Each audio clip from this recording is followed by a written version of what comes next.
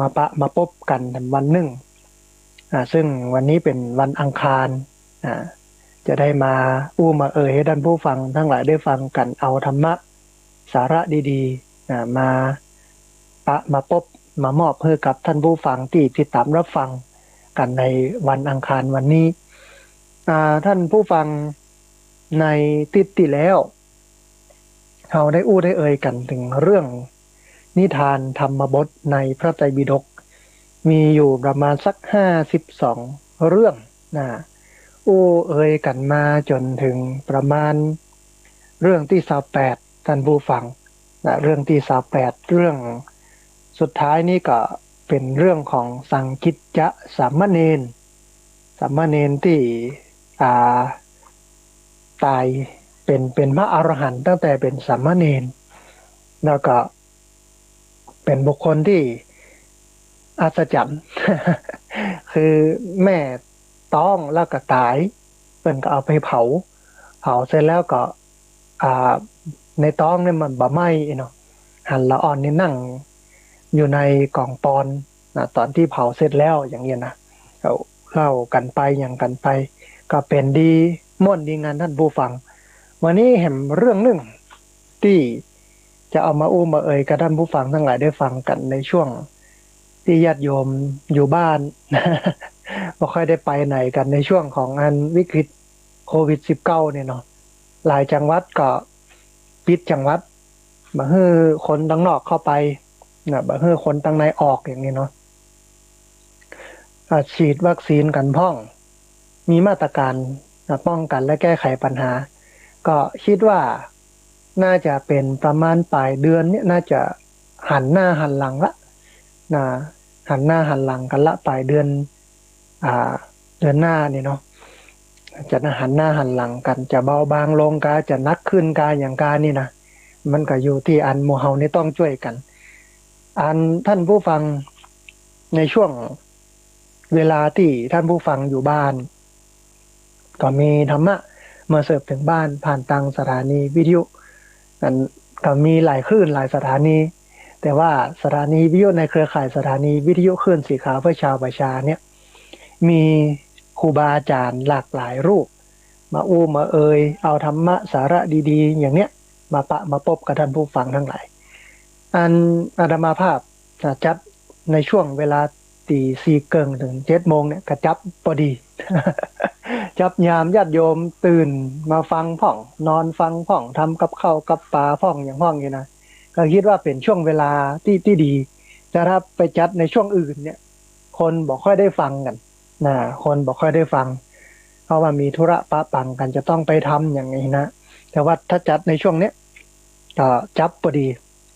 แล้ว7 โมงก็เป็นอันเสร็จนะไปทำภารกิจอย่างอื่นต่อเนี่ยมันก็เป็นนั้นช่วงเวลาที่เหมาะสมท่านผู้ฟังเอาละท่านผู้ฟังวันนี้นิทานธรรมบทในพระไตรปิฎกมีเรื่องราวที่จะมามาท่านผู้ฟังทั้งหลายได้ฟังกันนะเรื่องที่สาวเก้าเรื่องนางปัตตจลานะหญิงบ้าเปลือยกาย เรื่องนี้น่าสนใจท่านผู้ฟังนะตามที่ได้โฆษณากันไว้ในติดที่แล้วนะว่ามันเป็นอย่างไรฮะนี่นะนางปัตตจราเนี่ยเป็นธิดาของเศรษฐีในเมืองสาวัตถีเมื่อเป็นสาวอายุ15ยก16ยันเนี่ยมารดาบิดาเปิ้นก็กักให้อยู่ในบ้านตามธรรมเนียมของผู้มีอันจะกินแล้วมายอมให้ไปแอวไปแหวงไปแวะที่ไหนตั้งใดก็กลัวว่านั้นลูกสาวตัวเก่าเนี่ยจะไปพบกับผู้ชายที่มีฐานะต่ำกว่าจะไปเมาฮักผู้ชายที่อยู่คนละชั้นวรรณะตัวเก่านี่ร่ำรวยเราท่านผู้ฟังเป็นลูกเศรษฐีอยู่ปราสาทชั้น7ขังไว้ชั้น7พอดีแล้วก็ให้คนรับใช้คนหนึ่งเอาไว้คอยดูแลใส่ใจอย่างอีกนะทีนี้ท่านผู้ฟังสตรีเนี่ยเปรียบเหมือนกับเถาวัลย์ไม้เรื้อยย่อมเกี่ยวพันกับสิ่งที่อยู่ใกล้ท่านผู้ฟังฉะนั้นนางจึงผูกสมัครรักใคร่กับคนใจจ่ายรูปหล่อคนหนึ่งในบ้าน จนถึงได้เสียกันต่อมาก็ปากันหนีไปอยู่ต่างถิ่นที่บ่มีคนรู้จักแล้วก็ต่อมานางตั้งครรภ์พอมีครรภ์แก่ก็บอกให้กับสามีเนี่ยปาตัวเก่าไปคลอดที่บ้านพ่อแม่ของตัวเก่าเพราะว่าธรรมเนียมของคนอินเดียเนาะเวลาจะคลอดลูกเหมือนกันผู้ฟังก็ไปคลอดที่บ้านเกิดเมืองนอนตัวเก่านะอันนี้เป็นธรรมเนียมเหมือนเจ้าชายสิทธัตถะนะที่อันแม่เปิ้น ตาไปคลอดที่บ้านกับมาถึงบ้านสักกำก็ไปคลอดกลางอุทยานอย่างเงี้ยนะฮะทีนี้นั่นผู้ฟังสามีเนี่ย ด้วยความกลัวกับบับปาไปนะนางก็เลยลักหนีไปสามีก็ตยนะเมื่อไปเนี่ยการทำงานอย่างปิกมาเหอะภรรยาเขาไปอยู่รู้นี่นะกับตยภรรยาไปก็ไปปะอยู่กลางตางนางก็คลอดลูกอยู่กลางตางกันพอดีแล้วก็เสร็จแล้วก็ปิกมากลับมาอยู่ที่เดิมแถมนะทีนี้อันการต่อมานางก็ตั้งครรภ์แถมก็จวนสามีนะไปเกิดไปคลอดที่บ้านสามีก็ไม่ยอมไปอันนางก็เลยลักหนีไปคนเดียวสามีก็ตยเสาะหานำมาถึงเกิงตางวันนั้นเผอิญเมฆตั้งมืดครึ้มนะฟ้าคะนองอันฝนตกนะนางก็เจ็บท้องจะคลอดอยู่กลางตางนะสามีก็ไปตวยตันพอดีจึงสั่งให้สามีเนี่ยไปหาไม้มาทำซุ้มนะจะหยะซุ้มจะตัดไม้ตัดหยังมาแต่งซุ้มให้ภรรยาที่มีลูกนะคนหนึ่งแล้วก็กำลังคลอดคนหนึ่งนะสามีกับไปเสาะหาไม้ที่มันที่จอมปลวกใหญ่เลยถูกงูพิษที่จอมปลวกเนี่ยคบตายนางก็บาหันสามีนะอย่างใดฮะจึงคลอดลูกตามลำพังตลอดกลางคืนนะฝนก็ตกหนักตลอดทั้งคืนเด็กน้อยเกิดใหม่กับเด็กน้อยคนหัวปีต้องทนทุกข์ทรมานอย่างหนักปากันให้ท่านผู้ฟังให้ละงมละงานนางก็คุกเข่ากอดไว้ตลอดทั้งคืนทีนี้พอรุ่งเจ้านางก็อุ้มลูกคนน้อยนะจูงลูกคนโตเตียวเสาะหาสามีก็ไปปะนอนตายที่ใกล้จอมปลวกเอาสามีมาตายที่ใกล้จอมปลวกนางก็ให้ขึ้นมาค่ำควรพิไลลำพันธ์เสร็จแล้วก็จัดการชาปนกิจศพสามีเสร็จสับเรียบร้อยก็มุ่งเดินทางกลับบ้านเดิมของตัวเก่าทีนี้ท่านผู้ฟังถึงฝั่งแม่น้ำอจิรวดีต้องข้ามท่านผู้ฟังแต่ปาลูกไปทีเดียวเนี่ย2 คนบ่ได้มันก็จะจมน้ำตายนะจึงให้ลูกคนโตอยู่ฝั่งนี้นำลูกคนเล็กนะข้ามไปไว้ฝั่งป้นก่อนแล้วก็จะปิกมาเอาลูกคนโตนะก็บอกว่าลูกจะไปไหนเนอะเห็นนะบอกกับลูกคนโตไว้นะจะไปไหนนะอยู่นี่เนอะเดี๋ยวแม่จะเอาน้องไปไว้ฝั่งปูนเสร็จแล้วก็มาหับตัวเก่านะนี่เนาะอันท่านผู้ฟังบอกกองเอาลูกน้อยไปวางไว้ฝั่งลายเสร็จแล้วก็เตียวมาหับอันลูกบ่าวคนใหญ่นกเหยี่ยวตัวใหญ่หันละอ่อนเกิดใหม่ก็คิดว่าเป็นจีนแดงๆนี่เนาะนกเหยี่ยวก็เลยร่อนโผล่เข้าโฉบเอาอันลูกน้อยไปนางก็ตกใจห้องไล่นะเหิบนกเหยี่ยว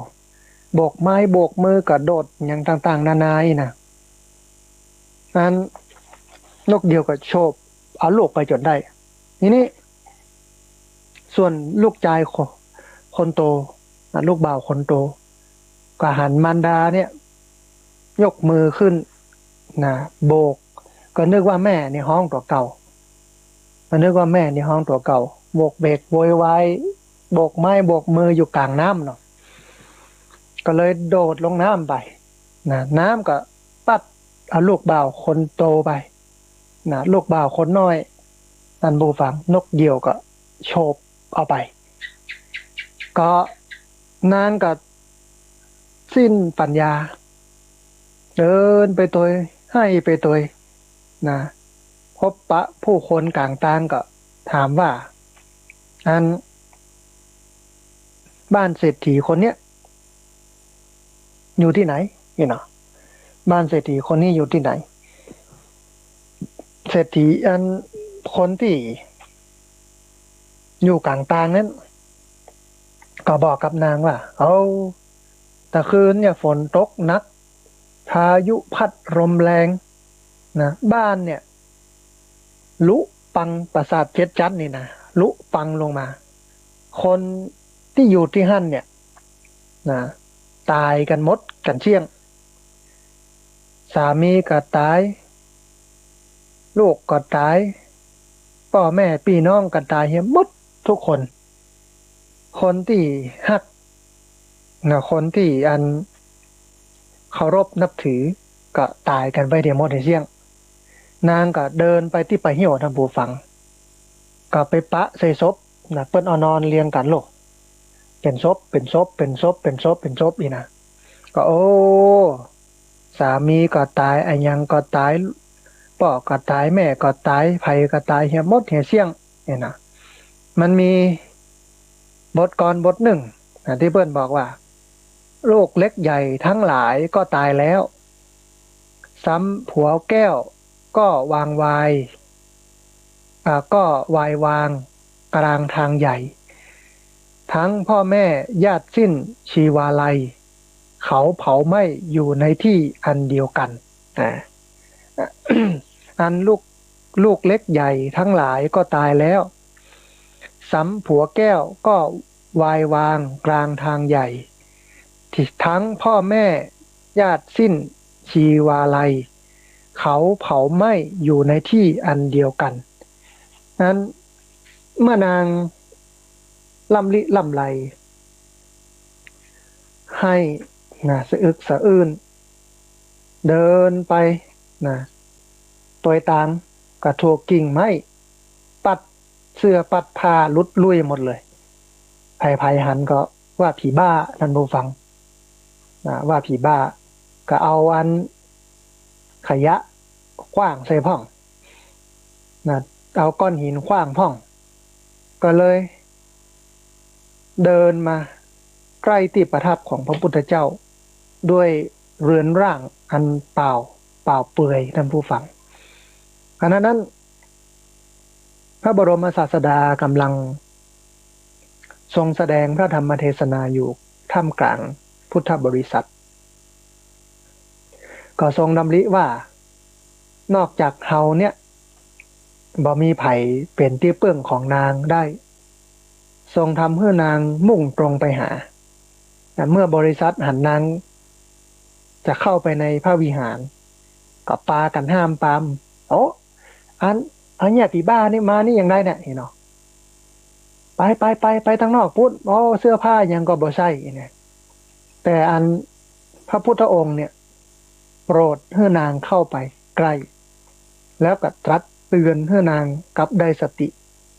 นะ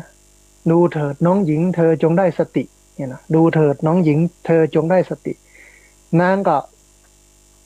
กลับได้สติสตางค์ขึ้นมาเหมือนกันหนึ่งนางจึงนั่งลงเข้าเฝ้ามีคนนำเอาผ้านุ่งผ้าห่มมาให้นางคนอินเดียนี่เปิ้นเอาผ้ามาปันมาห่มมาอย่างหลายชั้นหรอกก็เอามาปันมาห่มให้นางนะนางนุ่งห่มเรียบร้อยแล้วก็กราบทูลถึงการที่ตัวเก่าจะต้อง พัดพรากจากผู้เป็นที่รักสามีถูกงูกัดตายลูกน้อย2 คนคนหนึ่งเหยี่ยวโฉบเอาไปคนหนึ่งก็ตกน้ำตายบิดามารดาพี่ชายญาติสนิทมิตรสหายทั้งหลายทั้งปวงก็ถูกเฮือนเนี่ยพังถล่มทลายลงมามันจะมีไผจะมาโจกให้ กว่านี้เนาะท่านผู้ฟังเนาะนะนั้นพระบรมศาสดาตรัสตอบว่าจะไปโศกเศร้าเสียใจไปเลยที่เป็นอย่างนั้นเนี่ยนางก็เคยให้พ่อคนผู้เป็นที่ฮักตายจากรวมน้ำตาที่ไหลออกมาจากตาเนี่ยนักกว่าน้ำในทะเลแหมซับเนี่ยเนาะแล้วก็ตัดว่าน้ำใน มหาสมุทรทั้ง4มีน้อยน้ำตาของคนที่ถูกตุกกระทบแล้วเศร้าโศกอยู่เนี่ยมากกว่านั้นบ่น้อยเพราะฉะนั้นเพราะเหตุใดเธอยังประมาทอยู่เล่ามีบุตรก็ช่วยบ่ได้มีพวกพ้องก็ช่วยอย่างบ่ได้เมื่อความตายมาถึงพวกญาติพี่น้องเพื่อนพ้องก็ช่วยบ่ได้นางก็รู้ความจริงอันนี้แล้วก็เลยขอบวชในสำนักของพระศาสดาทีนี้ท่านผู้ฟังเมื่อบวชในสำนักพระศาสดาตอนนั้นเป็นภิกษุณีเนี่ยบัดเดี๋ยวนี้บ่มีแล้วมีแต่ลัทธินิกายอื่นเนาะก็เข้าไปบวชเสร็จแล้วนางก็ปั่มเพ็งภาวนา ปฏิบัติศีลปฏิบัติธรรมก่อนขึ้นกุฏิท่านผู้ฟังก็ล้างเท้าน้ำล้างเท้าไหลลงพื้นน้ำขันแรกล้างเท้าขันแรกไหลลงพื้นก็ซึมลงดินไปน้ำขันที่2ไหลลงพื้นเลยอันแรกไปหน่อยนึงก็ซึมลงดินไป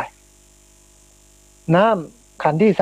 3ไหลลงพื้นก็ซึมลงดินไป3 ขันนางก็เปรียบเทียบว่าน้ำขันแรกเปรียบเหมือนกับลูกของเฮาตายในปฐมวัยคือวัยละเด็กละอ่อนน้ำขันที่2เปรียบเสมือนกับสามีเฮาตายในมัชชิมวัยคือวัยกลางคนน้ำขันที่3เปรียบเสมือนพ่อแม่ปู่ย่าตายายเฮาตายในปัจฉิมวัยความตายนั่นเป็นของคนกู้คนไม่ว่าจะเป็นละเด็กละอ่อนคนเฒ่าคนแก่คนหนุ่มคนสาวตายหมดแหละนี่เนาะก็เลยจะลดสังเวชใจท่านผู้ฟังเมื่อสลดสังเวชใจประกอบกับนางได้เจริญสติมาพอสมควรก็ได้หันถึงไตรลักษณ์คืออนิจจังทุกขังอนัตตาเกิดขึ้นตั้งอยู่ดับไปก็ได้บรรลุธรรมต่อล่างเท้าอันนี้เป็นข้อสังเกตอันหนึ่งว่าการบรรลุธรรมนั้นมันบ่ได้จำเป็นจะต้องอยู่ในท่าทำสมาธิอย่างเดียวการเจริญสติอยู่ในทุกอิริยาบถเนี่ยมันเป็นสิ่งที่สำคัญเพราะการปฏิบัติวิปัสสนากรรมฐานตามแนวสติปัฏฐาน4นี้เปิ้นคือเจริญสติอยู่ในทุกอิริยาบถคือยั้งปฏิบัติพักเดินออกไปนอกศาลาเข้าห้องน้ำห้องตาก็คือกำหนดไปตัวนะกินข้าวกินน้ำกินปลาอาบน้ำอย่างเนี้ยคือผ่อนอิริยาบถแต่บ่ได้พักการปฏิบัติธรรมเมื่อเราปฏิบัติธรรมตลอดกำหนดสติตลอดเจริญสติตลอดการปฏิบัติธรรมนั้นก็ดำเนินไปองค์ประกอบของงานการปฏิบัติธรรมก็เกิดขึ้นนางก็ได้บรรลุธรรมอย่างเงี้ยตอนล้างเท้ามาตันได้ล้างแล้วกับเรื่อได้บรรลุธรรมแล้ว นี่เป็นข้อสังเกตอันหนึ่งนะเพราะนั้นการปฏิบัติธรรมนั้นบ่ได้อยู่ในอิริยาบถนั่งสมาธิหลับตา อย่างเดียวแต่อยู่ในอิริยาบถยืนเดินนั่งนอนกินดื่มทำพูดคิดคู่เข้าเหยียดออกเหลียวหน้าแลหลังก้มเงยอยู่ในทุกอิริยาบถท่านผู้ฟังก็ทำได้ทำไปเนี่ยกับข้าวกับปลาล้างถ้วยล้างจานกวาดบ้านถูบ้านเนี่ยงานประกอบอาชีพอย่างกันเนี่ยไปแต่มีสติกำหนดโน้ว่าขณะนี้เรากำลังเนี่ยอย่างอยู่อย่างหลวงพ่อพุทธทาสเพิ่นบอกว่าการทำงานคือการปฏิบัติธรรมการทำงานคือการปฏิบัติธรรมอันนี้ก็อันหนึ่งเนาะนางปตจราก็อย่างนั้นเลิกจากศาลามาแล้วแต่กำหนดอิริยาบถใหญ่ย่อยเดินเนาะเดินเนาะเดินเนาะล้างเนาะล้างเนาะนางก็ได้บรรลุธรรมตอนล้างเท้า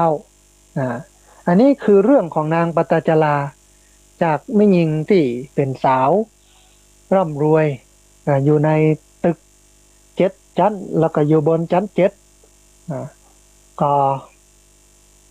อันพ่อแม่เนี่ยกลัวว่าจะไปแต่งงานกับคนที่มันบ่คู่ควรเนาะแต่ท้ายที่สุดแล้วก็ไปหลงรักชายหนุ่มคนงานที่ในบ้านที่อันพ่อแม่จ้างมาเป็นคนงานกับหนีไปอยู่ด้วยกันจะคลอดลูกกับเคสามี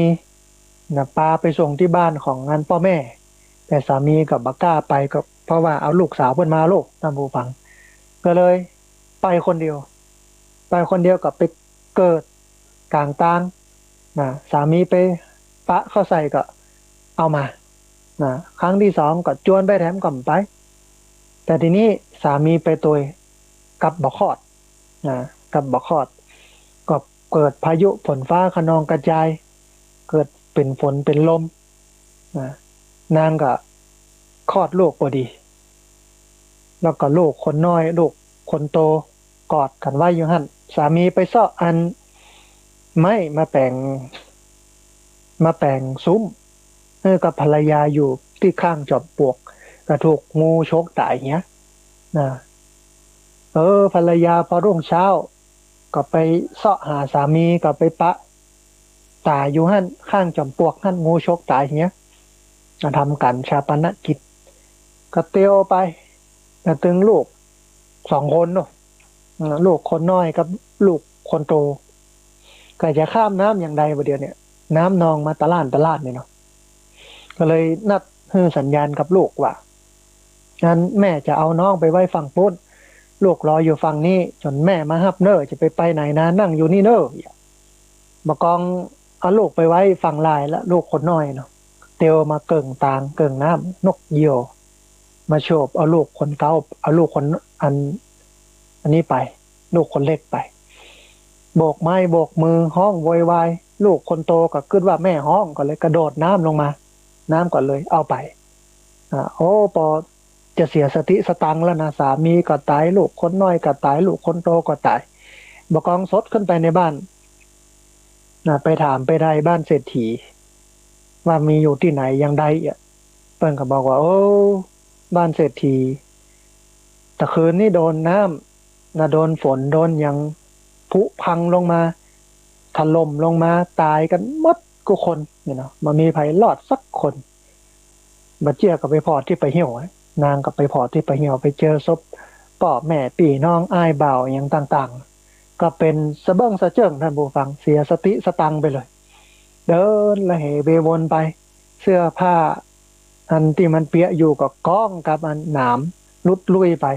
จนไปเจอพระพุทธเจ้าจนได้ฟังธรรมจนพระพุทธเจ้าตรัสเรียกสติเอ่ยมาก็เมื่อได้สติสตังกลับคืนมาก็ขอบวชในพระพุทธศาสนาเมื่อบวชในพระพุทธศาสนาแล้วก็ตั้งจิตตั้งใจปฏิบัติศีลปฏิบัติธรรมเดินจงกรมนั่งสมาธิกำหนดอิริยาบถใหญ่ย่อยหรอถ้าเอาไปสำนักกรรมฐานในปัญญาว่าอย่างเงี้ยกำหนดอิริยาบถใหญ่ย่อยกำหนดเอาเนอกำหนดเอาเวลายืนเวลาเดินเวลานั่งเวลานอนเวลาคิดดื่มกินเคี้ยวก็กำหนดหมดทุกอิริยาบถเพราะบางสำนักนี่เปิ้นย่อยกินข้าวนะท่านผู้ฟังเอื้อมมือเนาะจับช้อนเนาะตักเนาะขึ้นมาเนาะอ้าปากเนาะ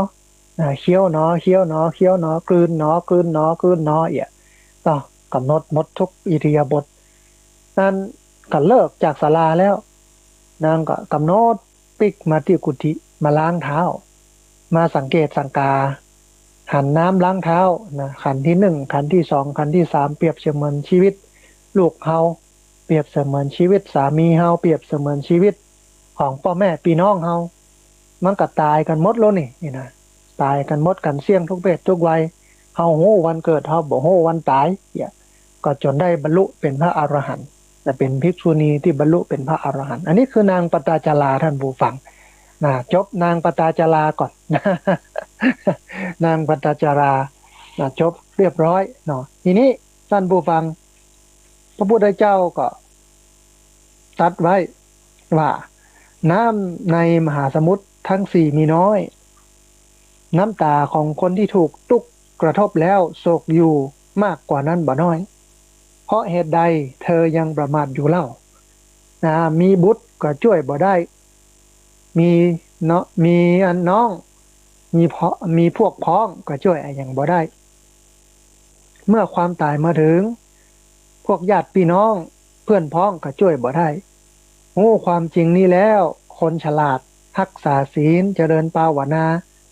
รีบเดินทางไปสู่ทางดับทุกข์ก็คือนิพพานเถิดนี่อันนี้พระพุทธเจ้าก็ตรัสไว้อย่างอีตัดสอนนางปตาจารานางก็เลยได้สติสตังขึ้นมาไปขอบวชในพระพุทธศาสนาทีนี้แหมคนหนึ่งท่านผู้ฟังนางกีสาโคตมีสตรีผู้เสียบุตรนางกีสาโคตมีสตรีผู้เสียบุตรคือเศรษฐีคนหนึ่งในเมืองสาวัตถีมีทรัพย์นับได้อยู่ประมาณ40 โกฏท่านผู้ฟัง400 ล้าน400 ล้านนี่นะ40 โกฏเนี่ยไม่ใช่ธรรมดาเด้อคนอินเดียสมัยโบราณเนี่ยนะทรัพย์เหล่านั้นเนี่ยก็กลายเป็นทานถุงต้มไปหมดนะเขาเสียใจเลยอดอาหาร มีเพื่อนมาเยี่ยมเยือนแล้วก็แนะนำว่าให้เอาทานเหล่านี้ไปกองขายที่ตลาดถ้าใครหันทานนั่นว่าเป็นเงินเป็นทองจงรับมาอยู่ในบ้านนี่หรอหากเป็นหญิงสาวก็พึงให้แต่งงานกับลูกชายหากเป็นพ่อชายพึงให้แต่งงานกับลูกสาวเขาก็ทำตามความคำแนะนำของเปื่อนมันประเมินมานานท่านผู้ฟังมีหญิงสาวคนหนึ่งเป็นคนเอวบางร่างน้อยชื่อว่ากีสาโคตมีนะหันทานนั้นเป็นเงินเป็นทองเขาจึงมอบทรัพย์สมบัติทั้งหมดให้นางก็เลยอยู่กินกับสามีก็คือถ้าเป็นแม่หญิงเนี่ยก็แต่งงานกับลูกบ่าวไอ้หรอเป็นพ่อชายเนี่ยก็แต่งงานกับลูกสาวอันนั้นเป็นแม่หญิงลูกเนี่ยก็เลยแต่งงานกับลูกบ่าวนางก็อยู่กินกับสามีก็ต่อมามีลูกบ่าวด้วยกันคนหนึ่งนะพออันละอ่อนน้อยๆเนี่ยได้สักกำหนึ่งก็ตายแต่นางเข้าใจว่าลูกเนี่ยยังบ่ตายเตื้อก็อุ้มลูกเนี่ยไปเที่ยวถามรักษานะเหมือนกับคนบ้านะอุ้มไปถามอันนักบวชนอกศาสนาศาสดาปริพาชกต่างๆในยุคนั้นสมัยนั้นเนาะในยุคสมัยพระพุทธเจ้า2,000 กว่าปีก็บปะประปบว่าใครจะรักษาลูกได้ไปทางใดก็มีก้าบ่ได้นะบ่ได้นะรักษาบ่ได้รักษาบ่ได้ไปหาศาสดาคนนั่นคนนี้ลัทธิศาสนานั่นศาสนานี้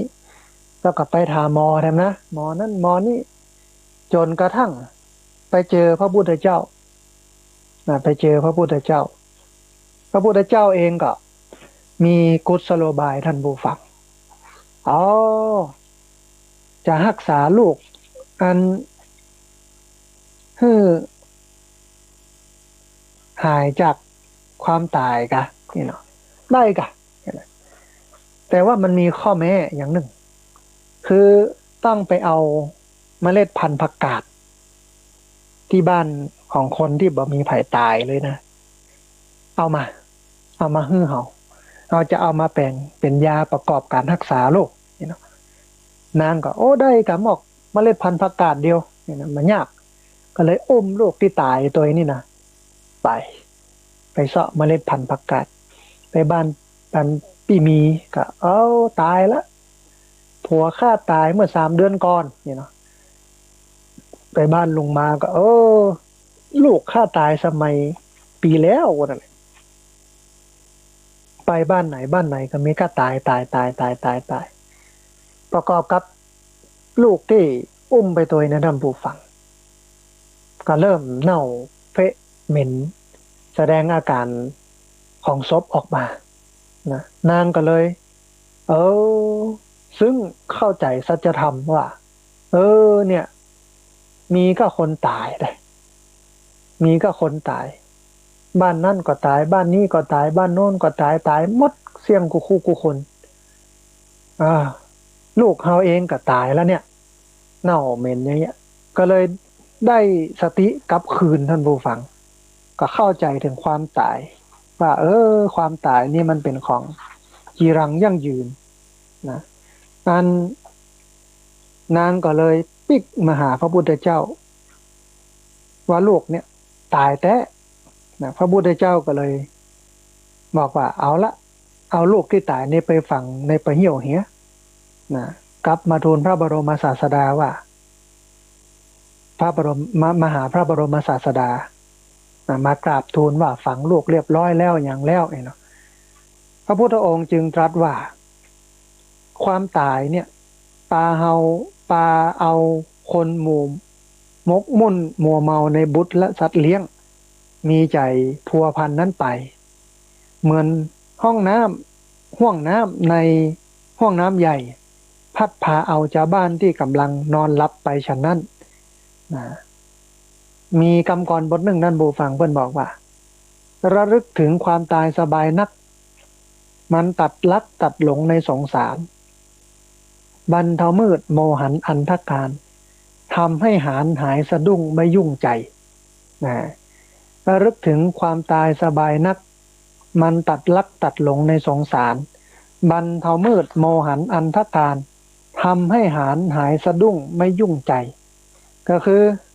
เมื่อเขาเกิดถึงความตายเนี่ยมันก็จะทำให้เขาโปร่งสลดสังเวชเวลาไปงานศพเขาก็จะได้โปร่งสลดสังเวชกับไปใจไปอู้กัน ไปงานศพงานซากกับไปพระเทศกับอู้กันพระสวดกับอู้กันเนี่ยเนาะไปก็คือมันได้ระลึกนึกถึงมรณานุสติของระลึกนึกถึงความตายมันใจกับไปเฝ้าเอาแกงฮังเลวะ มันแกงฮังเลอยู่ที่ไหนตั้งได้หาเอาถุงไปตักแบ่งเอามาไม่ใช่นะก็ไปได้สติกับงานศพบอกว่าเปิ้นว่าตัวก็ต้องตายเนี่ยนะก็ระลึกนึกถึงความตายเวลาระลึกนึกถึงความตายได้เปิ้นถึงว่ามันสบายนัก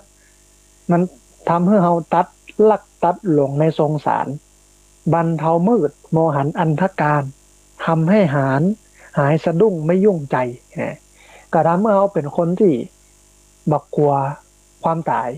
เหมือนที่หลวงพ่อพุทธทาสบอกว่าตายก่อนตายเอาตายก่อนตายเข้าใจความตายก่อนตายเราก็เลยตายสบายนะตายดีในที่นี้ได้หมายถึงนั้นตายเมื่ออายุเท่าแก่และลายใช่นะแต่ตายดีในที่นี้ก็หมายถึง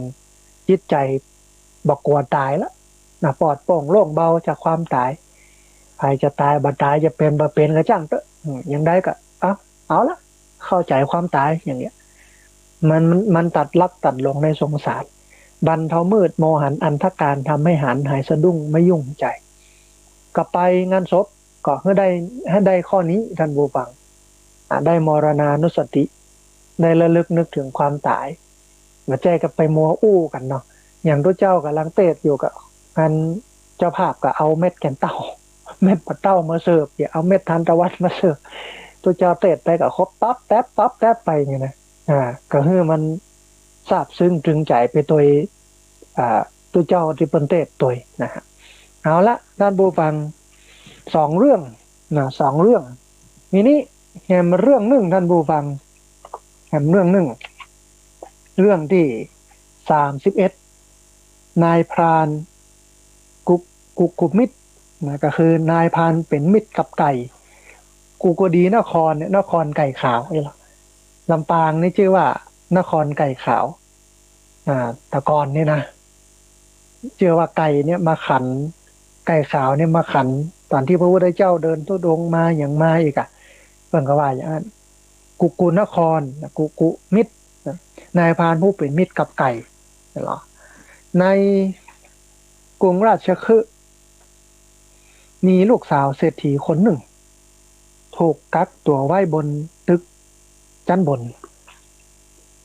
การเจ้าวันหนึ่งนางหันนายพรานชื่อว่ากุมิตรครับล่อเกวียน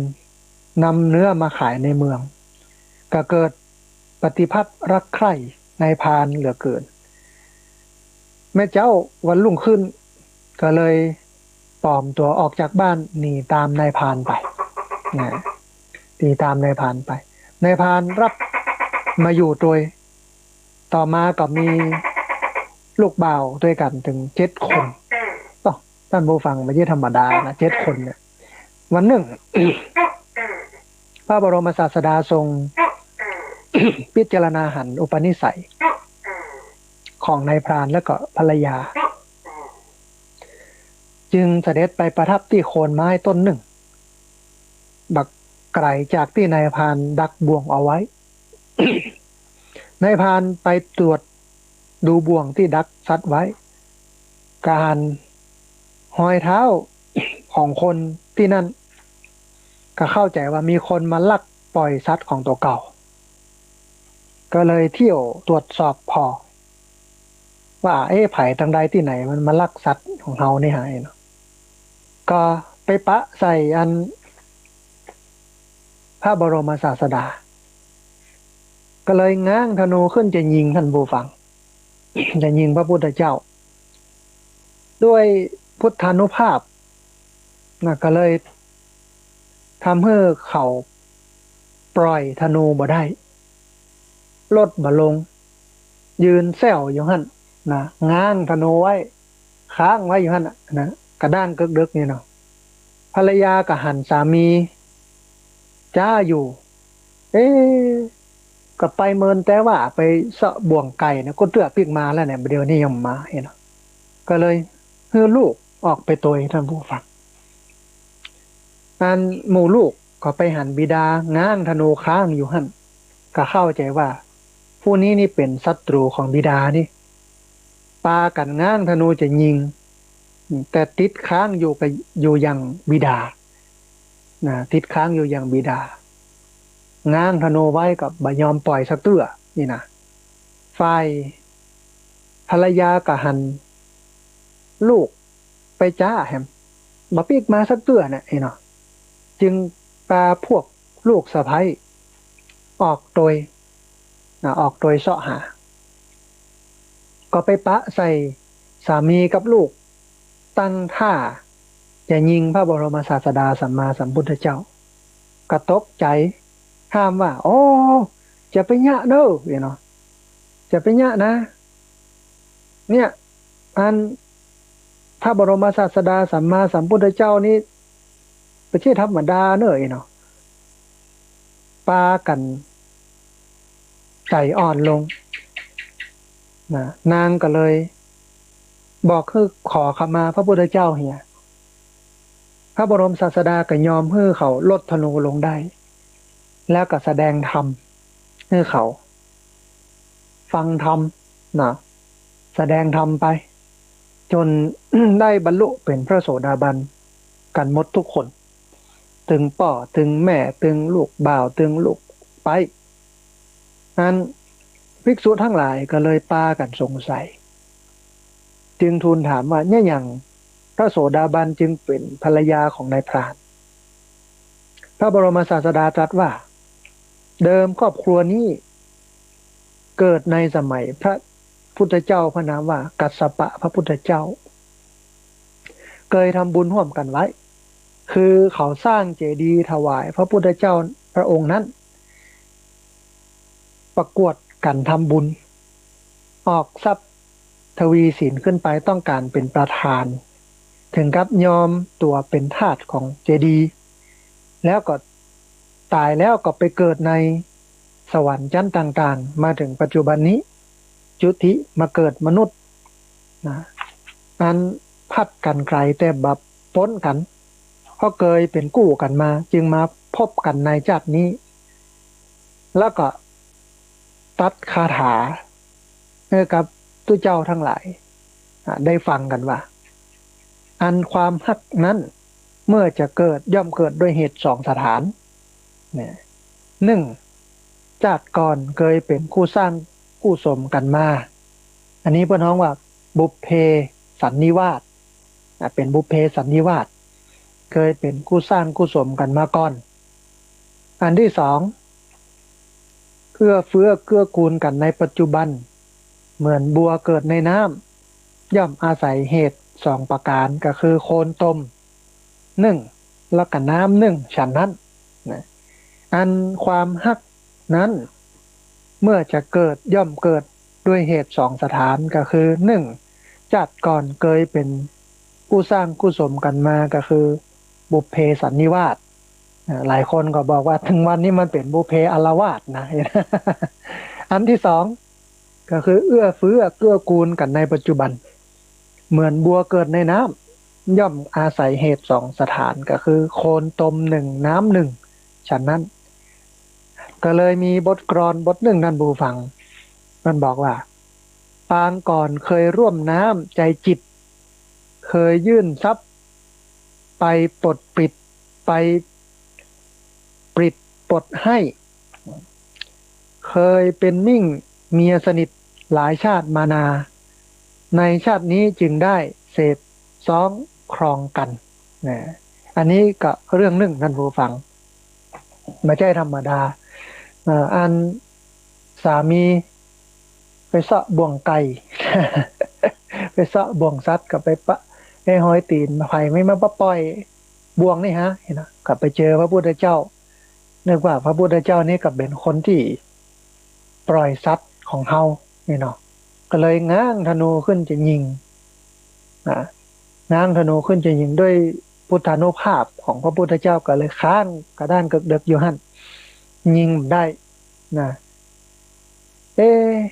ตั้งบ้านก็กองหาว่าไปอย่างเมินแต่ว่าไปเสาะไปเก็บ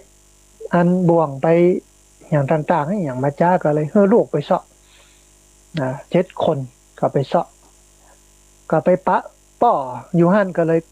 กึดว่าพระพุทธเจ้านี่เป็นศัตรูแน่นอนเนาะก็เลยง้างธนูขึ้นจะยิงกันกับกระด้างกันแหมกระด้างกันแหมเป็น8 คนท่านผู้ฟังทีนี้ลูกอันที่บ้านก็รอแหมป่อไปไหนมาไหนมาเมินได้ว่าเนาะก็เลยปาลูกไปออกไปก็ไปปะใส่นะถึง8 คนเนี่ยลุมอยู่ที่พระพุทธเจ้าหันง้างธนูขึ้นจะยิงพระพุทธเจ้าก็เลยโอ้สุมาอาภัยอันไม่ยิงนี่ฉลาดนะหูจักอันยังเป็นอันยังหูจักพระพุทธเจ้าหูจักกันบาปบุญคุณโทษเนาะสุมาอาภัยตัวเนอพระพุทธเจ้านะโอ้นั้นเป็นบาปเป็นกรรมนะเนี่ยนะก็เลยบอกคือสามีบอกอย่างพระพุทธเจ้าก็เลยคลายติ่งง้างธนูกระด้างค้างไว้เนี่ยก็เลยกลับกลายเป็นปกติเหมือนเดิมก็เลยกราบกรานพระพุทธเจ้าก็แสดงธรรมเสร็จแล้วก็บรรลุธรรมไปจนถึงทั้งหมดทั้งปวงก็กับอันพระหมู่ลูก7 คนแล้วก็ลูกไปแหม7 คน14แล้วเนาะแล้วก็พ่อแม่14 15 16 คนบรรลุธรรมเป็นพระโสดาบันทั้งหมดอันนี้ก็เป็นนั้นหนึ่งท่านผู้ฟังแล้วก็พระพุทธเจ้าก็เลยตรัสคาถาพูดถึงความฮักนั้นเมื่อจะเกิดย่อมเกิดด้วยเหตุสองสถานก็คือหนึ่งชาติก่อนเคยเป็นคู่สร้างคู่สมกันมาอันนี้เป็นบุพเพสันนิวาสอันที่สองเอื้อเฟื้อเกื้อกูลกันในปัจจุบัน เหมือนบัวเกิดในน้ำนะย่อมเกิดอาศัยเหตุสองประการก็คือโคลนตมหนึ่งน้ำหนึ่งก็เกิดเป็นดอกบัวขึ้นมานะฮะอันนี้อันหนึ่งเนาะเอาละท่านผู้ฟังขณะนี้ท่านผู้ฟังกำลังติดตามรับฟังรายการธรรมาภิวัตน์อันเป็นรายการวิทยุเพื่อการเผยแผ่พระพุทธศาสนาส่งเสริมการศึกษาและพัฒนาสังคมรายการนี้รับผิดชอบโดยอาตมาภาพพระสาธิตธีระปัญโย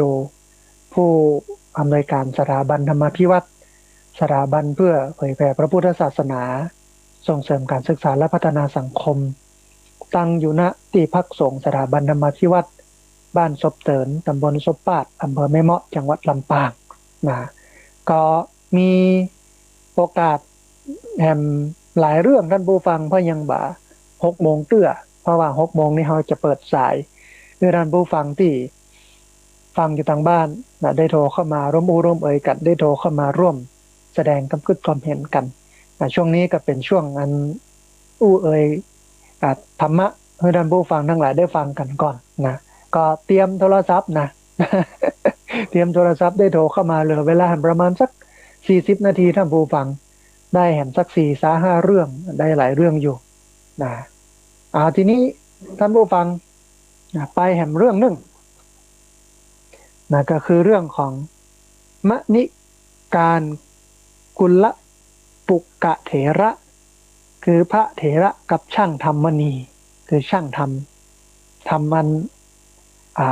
แก้วแหวนเงินทองนี่นะเป็นอย่างไรพ่องท่านผู้ฟังมีเรื่องเล่าว่าพระติสสะเถระอยู่ในตระกูลของช่างนายช่างแก้วมณีก็คือช่างเจรไนถึง12 ปีวันหนึ่งพระเถระอยู่ที่บ้านช่างแก้วมณีนายช่างแก้วมณีก็กำลังหั่นเนื้ออยู่พระเจ้าอยู่หัวให้คนนำแก้วมณีมาเจรไนเขารับก็วางไว้บนเขียง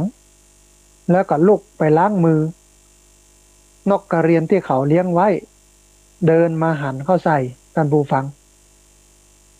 อันแก้วมณีนี่มันเป็นสีแดงหรอว่าเหมือนจีนนั่นแหละนะก็เลยเข้าใจว่าจีนก็มาบเลือนเข้าไปอันนายช่างแก้วมณีกับปิกมาบหันแก้วมณีก็ถามพระเถระว่าท่านเอาไปก่อนเนี่ยเนาะพระเถระก็ปฏิเสธเขาห้อนใจไปบอกภรรยาปงแน่ใจว่าพระเถระนี่เอาแก้วมณีไปแน่นอนเนี่ยถ้าตัวเจ้าเนี่ยเอาไปเนาะ ตัวเจ้าเนี่ยเอาไปแน่นอนเนี่ยนะทีนี้ภรรยาก็คัดค้านบหันตัวเจ้าที่ไหนจะไปเอาแก้วมณีไปว่าไปเลยเนาะเขาก็หวนหันเอาเชือกมามัดศีรษะของพระเถระเอาไม้ขันเข้าให้แน่นจนเลือดออกทางหูทางจมูกทางปากในตาทะลักออกมาเขาคู่เข็นให้ท่านฮับท่านก็บ่ฮับขณะนั้นนกกระเรียนก็ได้กลิ่นเลือดก็เดินเข้ามาเขาก็โคตรท่านผู้ฟังโคตรตวาดว่ามันเป็นธุระปะปังอะไรอย่างของสูนะก็เลยเตะเอานกกระเรียนนี้ออกไปนกก็จักดินจักตายท่านผู้ฟังอันพระเถระก็จึงถามว่านกตายหรือยังนะเขาก็กลับตวาดว่าท่านก็จะตายเหมือนนกกันนะอย่ามาย่อยโยนี่ฮะนี่นะ พระเถระก็เลยคือเขาผ่อนเชือกแล้วก็บอกว่านกกินแก้วมณีไปนะนกกินแก้วมณีไปเขาก็เลยผ่าท้องนกดูก็หันแก้วมณีอันก็เลยตัวสั่นขวัญหายท่านผู้ฟังกับการขอขมาลาโทษพระเถระการกระทำโดยใจเบาหุ่นหันพันแล่นมาพิจารณาฮือทองแท้ย่อมเป็นอย่างเงี้ยท่านผู้ฟังพระเถระกับมาถือ บ่ถือสานะก็ยอมยกโทษให้แต่บ่รับนิมนต์ไปฉันดังแต่ก่อนนะบ่ไปละบ่มาฉันละคืออินเดียโบราณเนี่ยท่านผู้ฟังตู้เจ้ามันน้อยแล้วก็คนมันนักเวลาบิณฑบาตเนี่ยบ้านไผ่บ้านมันนะอย่างอันบ้านช่างทำแก้วมณีรับผิดชอบตู้เจ้าตัวนี้เนี่ยบ้านเศรษฐีคนนี้รับผิดชอบตู้เจ้าตัวนี้อย่างเมื่อเวลาบิณฑบาตก็ไปถึงบ้านเลยไปถึงบ้านคนเนี้ยก็ขึ้นไปในบ้านกลับไปฉันไปหยังเอกอะนะฮะการเป็นอย่างเงี้ยนะโดยบิณฑบาตสมัยก่อนนะครับที่บ้านคนนี้กับไปที่บ้านคนนี้ครับที่บ้านคนนี้กับไปที่บ้านคนนี้ก็มีเหมือนมีกับมีโยมอุปถากอุปถัมภ์อ่ะนะทีนี้ท่านก็กล่าวว่าอาหารที่เขาหุงหาไว้ใส่บาตรพระบ้านละเล็กละน้อยทุกครอบครัวเขาจักเที่ยวไปด้วยปรีแข้งด้วยกำลังแข้งของเขาที่มีอยู่นะ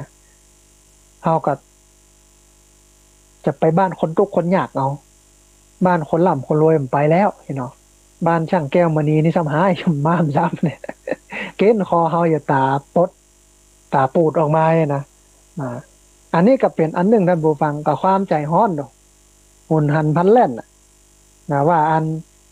ตุเจ้านี่ลักเอาแก้วมณีไปที่แท้นกกระเรียนนะหั่นเป็นสีแดงๆก็โอ้จี๊ดเลยเนี่ยก็เลยคบกินกันไปเข้าไปในท้องของนกอันกระเรียนนะฮะสุดท้ายพระเถระก็คลายออกมาว่าเมื่ออันนกนะนกเข้ามาช่างแก้วมณีก็ด้วยความโกรธความโมโหกันเลยเตะนกออกไปจนนกตายเมื่อนกตายแล้วก็เอาลองมาผ่าต้องพอเราเห็นนะพระเถระต้องอันนกกระเรียนนั่นก็มีแก้วมณีอยู่จริงนะอ่านายช่างแก้วมณีก็อกสั่นขวัญหายพระเถระก็เลยขันพระเถระลงมากับการไหว้สาสุมาลาโตดต่างๆกับพระเถระก็บอกว่าโอ้งานเฮาอย่ามาบิณฑบาตที่นี่เห็นแล้วก็จะไปที่อื่นเนาะบ้านที่เปิ่นมีเข้าตุกคนยากเนี่ยก็จะไปทางพุทธละอย่างนี้นะฮะอันนี้ก็เป็นเรื่องหนึ่งท่านผู้ฟังที่น่าสนใจนะทีนี้เรื่องหนึ่งท่านผู้ฟังพระพหุพันธ์ภิกษุก็คือภิกษุผู้มีบริวารมากพหุพันธ์ภิกษุผู้มีบริวารมากมีเรื่องเล่านะเรื่องหนึ่งมีชายชาวเมืองสาวัตถีคนหนึ่งเป็นคนมั่งคั่งขั้นภรรยาตายแล้วก็ออกบวชก่อนจะบวชก็ให้สร้างโรงครัวคันเก็บของไว้ให้เรียบร้อยคันบวชแล้วก็ห้องคนใจในบ้านมาทำอาหารตามที่ตนชอบใจผ้ากลางคืนชุดหนึ่งกลางวันชุดหนึ่งนับว่าเป็นผู้มีบริขารมากรูปหนึ่งนะต่อมาภิกษุก็กราบทูลให้พระบรมศาสดาทรงทราบว่าอันตุเจ้านี่มันมีอย่างแปลกๆนะมีผ้า2 ชุดนะภิกษุผู้มีบริขารมากขออภัยท่านผู้ฟังมีครัวนักเนี่ยเมื่อวันกับชุดหนึ่งเมื่อคืนกับชุดหนึ่งเนี่ยเนาะผู้ได้เจ้าก็เลยทรงเรียกอันภิกษุรูปนี้มาพบแล้วก็ทรงตำหนิว่าเธอเนี่ยมันฟุ่มเฟือยนะเดี๋ยวเนี่ยเมื่อวันชุดหนึ่งเมื่อคืนชุดหนึ่งอย่างอี้นี่มันบ่ดีนะว่ากันไปอย่างกันไปนะฮะเมื่อฟังแล้วเธอก็โกรธท่านผู้ฟังโกรธพระพุทธเจ้าทำประชดประชันกับทิ้งจีวรเหลือแต่สบงผืนเดียวนั่งอยู่ท่ามกลางที่ประชุม เอาจีวรเอาสบงเอาอย่างไปกว้างให้หมดในเสียงเหลือก็สบงผืนเดียวนั่งอยู่กลางที่ประชุม อันพระองค์กับตัดเตือนว่าเมื่อก่อนนี้เธอแสวงหาฮิริเธอแสวงหาฮิริโอตปปะความชั่วความละอายต่อบาปฉะไหนบัดนี้จึงมาละทิ้งฮิริโอตปปะเสียเล่าแล้วก็ทรงนำเรื่องในอดีตมาเล่าว่านะอันนี้เป็นเทวธรรมชาดกมาเล่าให้ฟังว่านานมาแล้วพระโพธิสัตว์เกิดเป็นราชโอรสของพระเจ้ากรุงพาราณสีมีพระนามว่ามหิสามหิสาสะกุมารมีพระอนุชาร่วมพระมารดาพระองค์หนึ่งพระนามว่าจันทกุมารเมื่อพระองค์ทรงที่วงคตเมื่อพระมารดาทรงที่วงคตพระราชบิดาก็ได้พระมเหสีใหม่ต่อมาพระมเหสีกับประสูติพระโอรสพระองค์หนึ่งพระนามว่าสุริยกุมารพระเจ้าพาราณสีทรงโปรดปรานประทานพรให้พระมเหสีกระทูลขอราชสมบัติแก่พระราชโอรสของพระนางนะพระราชาบัดทรงพระราชทานเพราะว่าทรงเก่งว่าพระราชโอรสทั้งสองพระองค์เนี้ยจะถูกพระมเหสีนิคิดร้ายจึงรับสั่งให้พระราชโอรสทั้งสองก็คือมหิสาสกุมารแล้วก็พระจันทกุมารเนี่ยออกพเนจรไปกลางป่าชั่วคราวนะตึงสองพระกุมารเนี่ยปากันออกไปอยู่ป่าสุริยกุมารก็เห็นพระเชษฐาทั้งสองออกป่าก็ตามเสด็จไปตัวถึงกลางป่าท่านผู้ฟังมหิสาสกุมารกับใจฮือสุริยกุมารเนี่ยไปเอาน้ำในสระมาดื่มสุริยกุมารก็ถูกผีเสื้อน้ำผู้รักษาสระถามถึงเทวธรรมก็ตอบมาได้ก็ถูกจับตัวเอาไว้จันทกุมารไปแถมก็ถูกจับตัวเอาไว้เพราะว่าถูกถามถึงเทวธรรมแล้วก็ตอบมาได้มิสาสกุมารขันสองกุมารหายไปเมินก็ออกไปตัวหาเสาะหาก็ไปหูว่าอ๋อถูก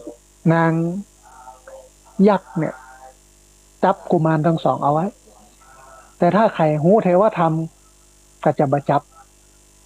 มหิสาสกุมารจึงให้ยักษ์จัดการจัดสถานที่ที่แสดงธรรมไว้แล้วก็แสดงธรรมแต่ความว่าคนดีทั้งหลายในโลกนี้ประกอบด้วยหิริและโอตตัปปะยึดมั่นในสุจริตธรรมเป็นผู้มีใจสงบระงับแล้วบัณฑิตทั้งหลายเรียกว่าผู้มีเทวธรรมธรรมของเทวดาดังนี้มีบทกลอนบทหนึ่งมันบอกว่ามีพุทธศาสนสุภาษิตคำกลอนบทหนึ่งมันบอกว่าหิริโอตตัปปะทำค้ำโลกให้สิ้นโศกสร้างทุกข์เป็นสุขใสมวลมนุษย์สดุดดีไม่มีภัยสุขกายใจทั่วท่วนทุกตัวตนนะท่านผู้ฟังฮิริเทวธรรมนะเทวธรรมนี่ก็คือธรรมะสองอย่างเนาะ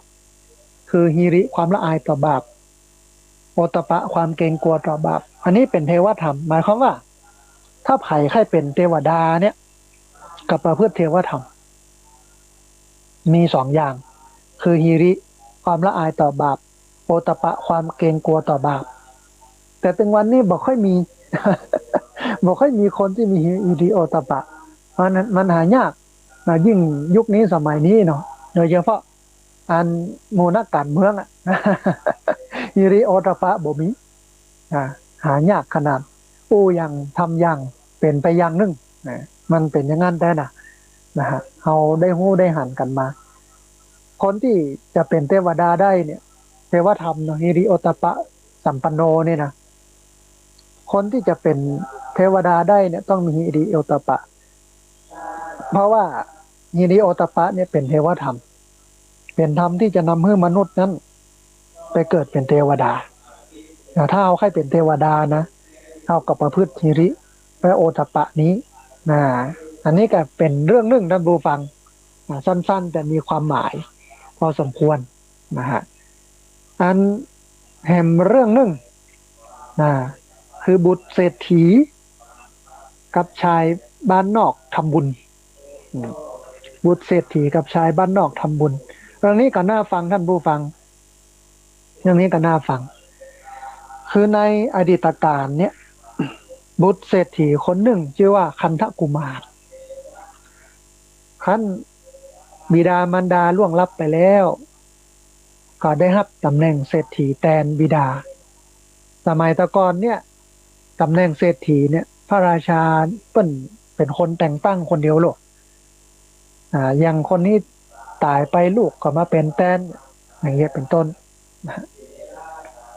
อันท่านผู้ฟังคนคลังเปิดประตูคลังสมบัติออกแล้วก็จารณัยว่าของตัวเก่าตัวอีของบิดาตัวอีของปู่ตัวอีของย่าตัวอีมีสมบัติของปู่ตัวอีของย่าตัวอีของตัวเก่าตัวอีของป่อตัวอีของแม่ตัวอีเชียรนัยอธิบายขยายความชี้แจงให้ฟังเศรษฐีก็งูจำนวนทรัพย์สินเงินทองเป็นอันมากมายมหาศาลอย่างนี้แล้วก็กึดจะเอาติดตัวไปแล้วก็ปนเปื้อให้เต็มที่จึงให้สร้างสระน้ำโรงรับประทานอาหาร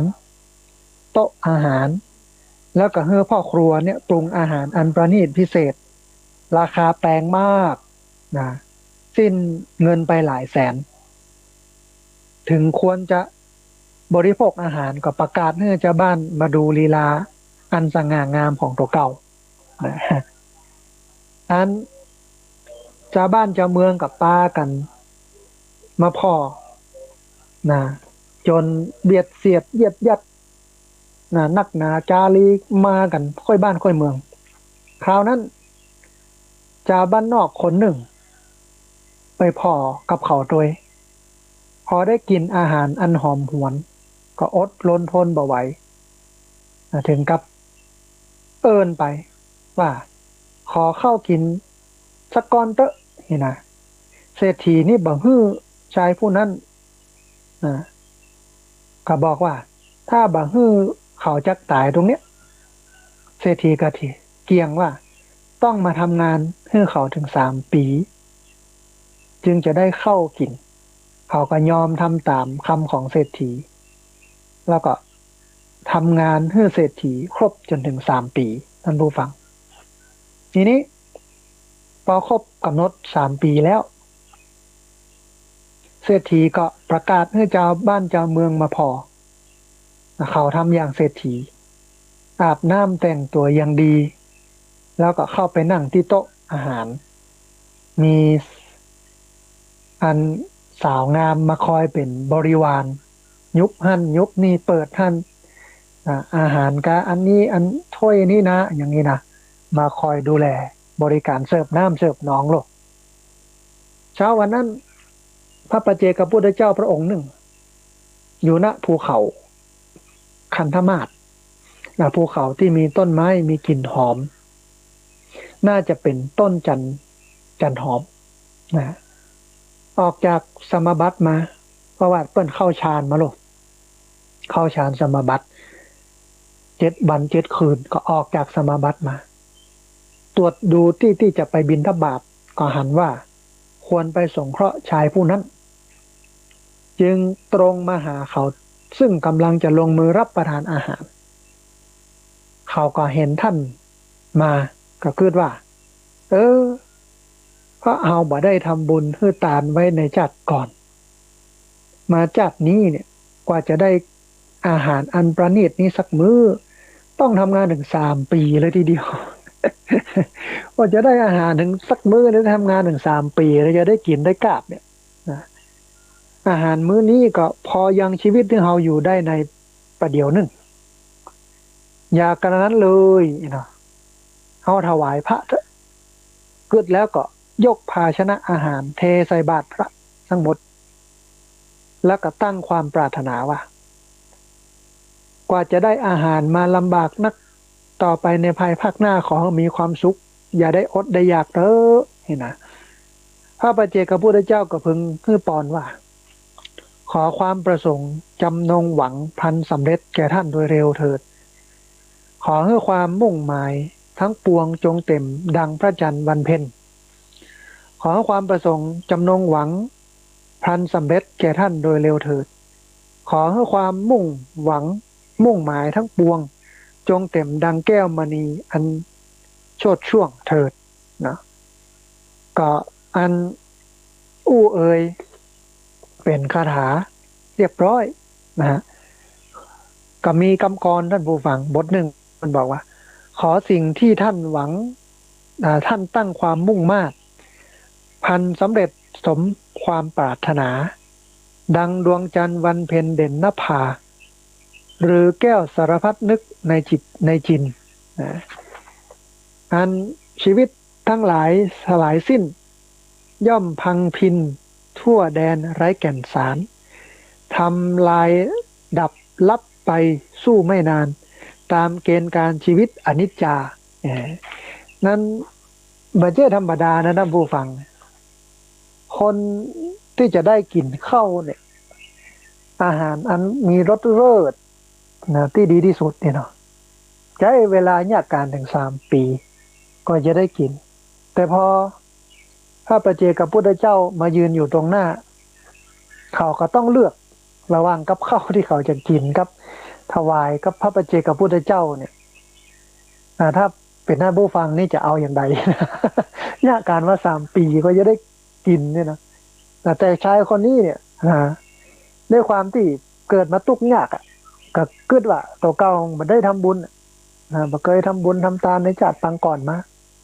เขาก็เลยเกิดมาตุกมายากมาลำบากเพราะฉะนั้นชาตินี้เขาก็ตั้งจิตตั้งใจทำบุญเหียนะก็อันพระปัจเจกพุทธเจ้าก็ฮือปอนนะถ้าเป็นภาษาบาลีก็อิชิตังปฏิตังตุยหังคิปะเมวะสมิชันตุสพเพปุเรนตุสังกัปปาจันโทปนรโสยถามณีโชติระโสยถาก็แปลว่าขอความประสงค์จำนงหวังทันสำเร็จแก่ท่านโดยเร็วเถิดขอให้ความมุ่งหมายทั้งปวงจงเต็มดังพระจันทร์วันเพ็ญขอความประสงค์จำนงหวังทันสำเร็จแก่ท่านโดยเร็วเถิดขอให้ความมุ่งหมายทั้งปวงจงเต็มดังแก้วมณีโชติรสเถิดนะการก็ใจคนนี้กับใจใดโดยประมาณท่านผู้ฟังทำงาน3 ปีก็จะได้กินข้าวมื้อหนึ่งก็ต้องกำลังจะกินอยู่นะพระปัจเจกพุทธเจ้า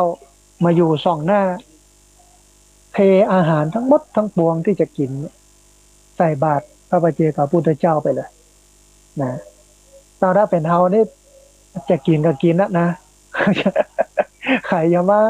มาเนี่ยบอกว่านะยากงานถึง3 ปีก็โลกกว่าจะได้กินเนี่ยนะอันนี้ก็อันหนึ่งเนาะนะเอาละท่านผู้ฟังเห็นเรื่องหนึ่งนะเรื่องนางรูปนันทาเถรีพระเถรีผู้มีรูปสวยนะนันปะเถรีนะนันทาเถรีเถรีผู้มีรูปสวย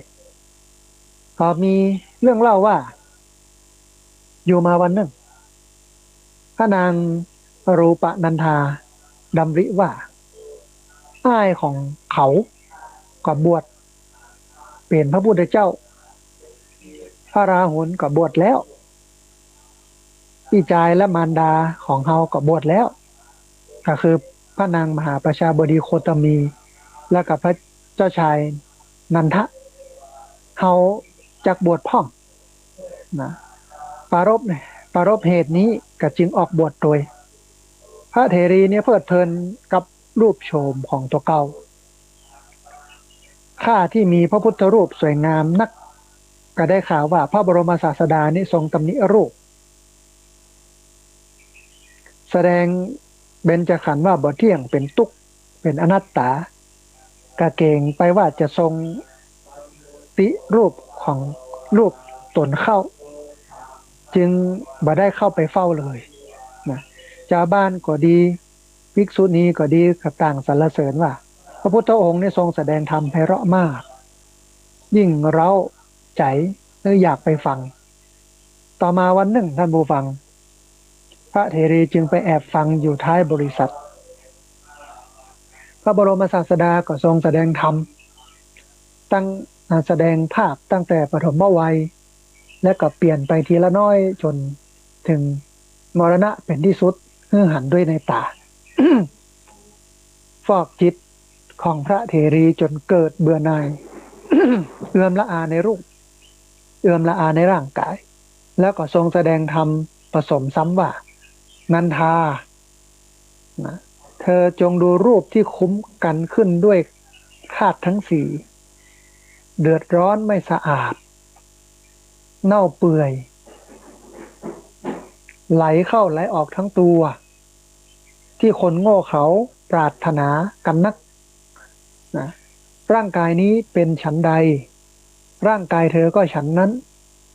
ร่างกายเธอเป็นฉันใดร่างกายนี้ก็ฉันนั้นเหมือนกัน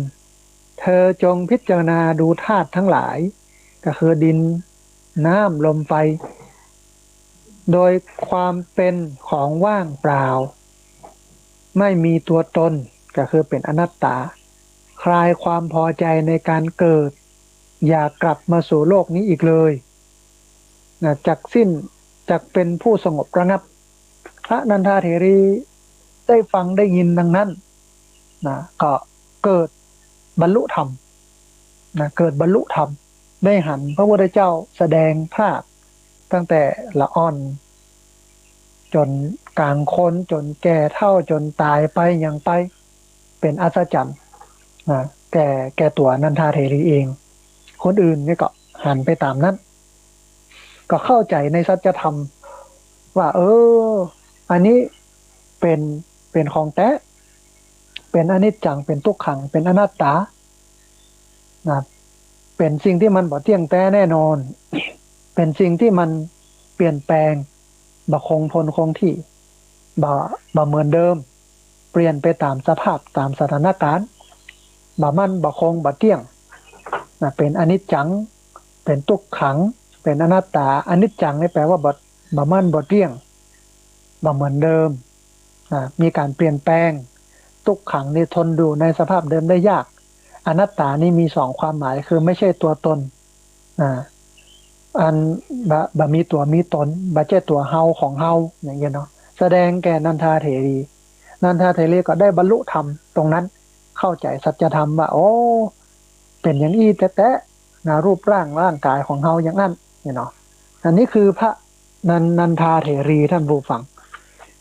แฮมเรื่องหนึ่งนะอันนี้เรื่องสั้นๆเรื่องพระเทวทัตก็คือผู้ทำลายสงฆ์คือแตกแยกนะผู้ทำสังฆเพศนะอันพระเทวทัตเนี่ยมีเรื่องเล่าว่าพระเทวทัตเนี่ยก็พยายามจะทำลายสงฆ์ก็คือทำสังฆเพศพบพระอานนท์ก็จึงบอกกับความปรารถนาของตัวเก่าท่านอานนท์ฟังคำนั้นแล้วก็กลับมากราบทูลพระบรมศาสดาอันตรัสว่าตอนนี้ข้าพระองค์ไปบิณฑบาตในกรุงราชคฤห์ได้ปะใส่พระเทวทัตแล้วท่านก็กล่าวว่าจักแยกจากพระบรมศาสดา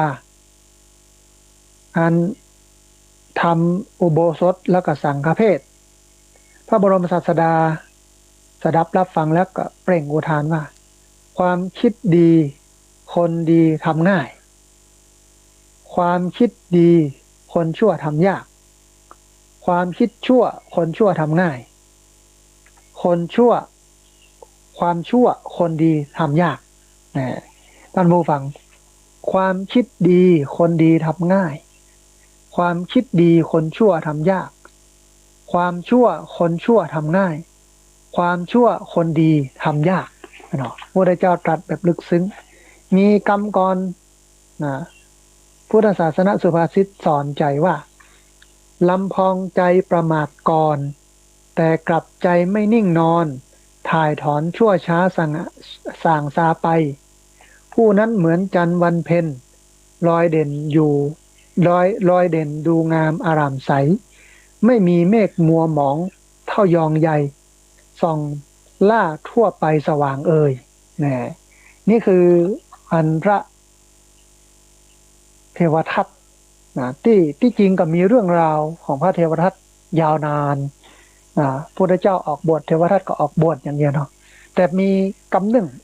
ที่พระพุทธเจ้าตรัสไว้น่าฟังท่านผู้ฟังว่าความคิดดีคนดีทำง่ายความคิดดีคนชั่วทำยากความชั่วคนชั่วทำง่ายความชั่วคนดีทำยากมันตั้งแต่นะเวลาจะทำความชั่วอะไรอย่างเนี้ยมันคิดแล้วคิดแถม มันมันบ่ม่วนบ่ค่อยม่วนอกม่วนใจว่าจะทำนะแต่เวลาความดีเนี่ยก็ทำง่ายอันนี้คนดีนะความชั่วคนชั่วทำง่ายความดีเนี่ยคนชั่วทำยากเวลาจะทำความดีกับเพื่อนตึงเตื้อเนี่ยมันยากมันเย็นแสนเข็ญมันจิตสำนึกมันคับแย้งกันนะมันก็เปลี่ยนไปอันในทางที่มันไปต่างกันนะฮะอันนี้เรื่องหนึ่งท่านผู้ฟังแถมเรื่องหนึ่งนะแถมเรื่องหนึ่งเรื่องพระองคุลิมานเอาสั้นๆเนาะองคุลิมานก็มีคติธรรมอยู่ในหันสักหน่อยหนึ่งอันพระองคุลิมานเนี่ยมาบวชในสำนักพระบรมศาสดาแล้วก็บรรลุเป็นพระอรหันต์ท่านไปในที่ลับซ่อนหลีกเล่นเสวยวิมุตติสุขเกิดจากการลดพ้นจากกิเลสเนี่ยนะเปล่งอุทานขึ้นในเวลานั้นว่าผู้ใดในการก่อนประมาทผิดพลาดไปภายหลังกับจิตใจไม่ประมาทผู้นั้นย่อมทำชีวิตนี้ให้รุ่งโรจน์สดใสดังพระจันทร์พ้นจากเมฆหมอกทำพื้นนภาให้สว่างไสวได้ฉันนั้นนะอันนี้เป็นพระเทวทัตที่อันสุมาเป็นพระองคุลิมานที่สมัยตะกอนเนี้ยเป็นโจรปล้นฆ่าตัดนิ้วคนนะก็เลยไปหลีกเล่นปฏิบัติธรรมจนบรรลุเป็นพระอรหันต์แล้วก็เปล่งอุทานออกมานะว่าผู้ใดในการก่อนประมาทผิดพลาดไปภายหลังกลับจิตใจไม่ประมาทผู้นั้นย่อมทำชีวิตนี้ให้รุ่งโรจน์สดใสดังพระจันทร์พ้นจากเมฆหมอกทำพื้นนภาอากาศให้สว่างไสวได้ฉันนั้นนะอันนี้คือพระองคุริมานนะมีพุทธศาสนาสุภาษิตคำกลอนเขาบอกว่าพระนิพพานนั้นหรือคือวิมุตติเป็นสุขสุดวัฏฏะอวสานกิเลสดับสลับแล้วไม่แผ่วพานจิรังการใสสดหมดมนทินคือพระเทวทัตเนี่ยนั่นผู้ฟังบรรลุธรรมมนทินทั้งปวงที่พระเทวทัตเคยทำเคยไปฆ่าคนไปตัดนิ้วคนอย่างก็หมดหายไปจากการเป็นพระอรหันต์เนี่ยนะฮะด้วยความที่บุญพระอรหันต์เนี่ยมันใหญ่กว่าบาปที่กระทำแต่ว่าวิบากกรรมเนี่ยมันก็พ้นไปมันก็มีเศษกรรมที่ถูกเอาก้อนหินขว้างตอนบิณฑบาตเนี่ยนะก็มีมาพ่องนะฮะอันนี้คือพระองคุลิมานท่านผู้ฟังแหมเรื่องนึ่งนะก่อนที่จะท่านผู้ฟังที่ฟังอยู่ทางบ้านได้โทรเข้ามาเรามูร่วมเอ่ยกันได้โทรเข้ามาร่วมแสดงความคิดความเห็นกันคือพระมันทาตุราชก็คือผู้มากด้วยความอยากมีกุลบุตรคนหนึ่งมีศรัทธาออกบวชในพระพุทธศาสนาต่อมาโยมบิดาป่วยนักอยากจะเห็นพระรูปบ่าวแต่ก็บ่มีใครไปตยให้ใกล้ตายได้ฝากเงินไว้100กหาปณะก็คือประมาณ400 บาทเป็นแล้วก็ตายไปภายหลังภิกษุนั้นไปบ้านโยมน้องชายก็บอกเรื่องนั้นให้อายทราบกลับคิดว่าอัน สมบัติเศรษฐีขึ้นว่าเขาจะเอาเงินจำนวนเนี้ยเป็นทุนก่อสร้างตั๋วดีกว่าเที่ยวขอเขากินกึดเอื่อมละอาที่จะบวชต่อไปก็ร่างกายกับพายผอมนะยุบยมอยู่หั่นก็จะเอาเงินที่ป่อเฮือมาเนี่ย400กหาปณะเนี่ย100กหาปณะเนี่ย400 บาทเนี่ยมาเป็นทุนตั้งตัวนี่เนาะก็บับไปขอเขากินนะมันลำบากเนาะบวชมาก็โอ้ยทุกข์ยากเห็นไหมก็จนพายผอมเข้าก็ยมแอบแยบอยู่ห้องนั้น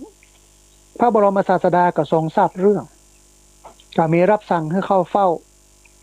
สอบถามก็ได้เขาเงื่อนแล้วก็ทรงกระจายรายจ่ายให้พอบาทันครบเงินหมดแล้วภิกษุนั้นก็ท้อใจบ่ซึกจึงทรงนำเอาเรื่องในอดีตมาเล่ามาเล่าว่าอันในปฐมกัปมีพระเจ้าจักรพรรดิพระองค์หนึ่งทรงพระนามว่ามันทาตุราชทรงพระเดชานุภาพของโลกมนุษย์ทั้งหมดชั่วพบพระอรหันต์อันอาจบันดาลให้ฝนแก้วตกลงมาจนล้นหลามถึงกระนั้นก็ยังบ่พอพระทัยปรารถนาทิ่นฐานอื่นแถมจึงทรงม้าแก้วขึ้นไปยึดเอาสวรรค์จันจตุมหาราชิกาตอนนั้นยังปอขยับขึ้นไปยึดเอาสวรรค์จันดาวดึงนะครับเกิงหนึ่งตอนยังแบบปอขยับขึ้นไปยึดเอาสวรรค์จันดาวดึงแหมเกิงหนึ่งประทับอยู่บนสวรรค์จันดาวดึงนั้นจนเท้าสักกะเทวราชจุติไปถึง36พระองค์พอถึงองค์ที่37เท้ามันทาตุราชก็ได้ครองสวรรค์จันดาวดึงทั้งหมดก็ยังแบบอันสมปรารถนาจึงตรอมพระทัยพลัดตกลงมาจากสวรรค์ตกลงมาในส่วนหลวงของพระองค์ความทะยานอยากสิ้นเวลานี้ก็ยังบ่ฮู้จักเต็มบ่ฮู้จักอิ่มบ่ฮู้จักพอนะในที่สุดพระบรมศาสดาก็ตัดย่อเรื่องเป็นพระคาถาว่าพระจันทร์พระอาทิตย์หมุนเวียนส่องสว่างทั่วทุกทิศเพียงใดเหล่าสัตว์ทั้งมวลล้วนเป็นทาสของพระเจ้า